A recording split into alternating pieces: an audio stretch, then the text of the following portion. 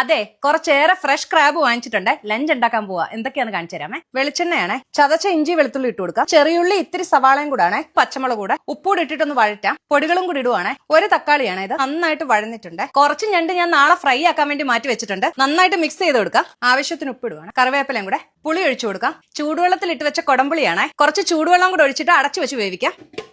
ഇത് അരയ്ക്കാനുള്ള സാധനങ്ങളാണ്. ഞണ്ട് വെന്ത് കേട്ടോ, നല്ല മണം വരുന്നുണ്ട്. തേങ്ങ അരച്ചത് ഒഴിക്കാമേ. നന്നായിട്ട് ഇളക്കി മിക്സ് ചെയ്യണം. എന്റെ ദേഹത്തല്ലേ ഈ മസാല തെറിച്ച്. എനിക്ക് ഇഷ്ടമുള്ള ഒരു ഉടുപ്പായിരുന്നു ഇത്. കഴിഞ്ഞു, ഗ്യാസ് ഓഫ് ചെയ്യാമേ. നല്ല ലുക്കില്ലേ ഇത് കാണാൻ. കല്ലുമക്കായ ഫ്രൈ, ഇത് കടുമാങ്ങയാണ്. മത്തി വറുത്തത്, നമ്മുടെ ഞണ്ട് കറി, ഇത് കോൾറാബി തോരനാണ്. ഇത്തിരി സാമ്പാറൂടെ. ഒരാഴ്ചക്ക് ശേഷം കേട്ടോ ഞാൻ ചോറുണ്ടെന്ന്. ഡയറ്റിലാ കേട്ടോ. ഞണ്ട് കഴിച്ചു നോക്കട്ടെ. അടിപൊളി കേട്ടോ ആ ചാറ്. സൂപ്പർ ടേസ്റ്റ് കേട്ടോ. അന്ന് ഞാൻ ഒരു പാൽക്കറി കാണിച്ചില്ലേ, അതുപോലെ തന്നെ ടേസ്റ്റ് ഉള്ള കറിയായത്. ഈ കല്ലുമ്മക്കായും ഫ്രഷ് ആയിട്ട് കിട്ടിയതാ കേട്ടോ. ഇടയ്ക്ക് ഇത്തിരി മാങ്ങയും കൂടെ കഴിക്കാം കേട്ടോ. നല്ല ടേസ്റ്റ് ആണേ.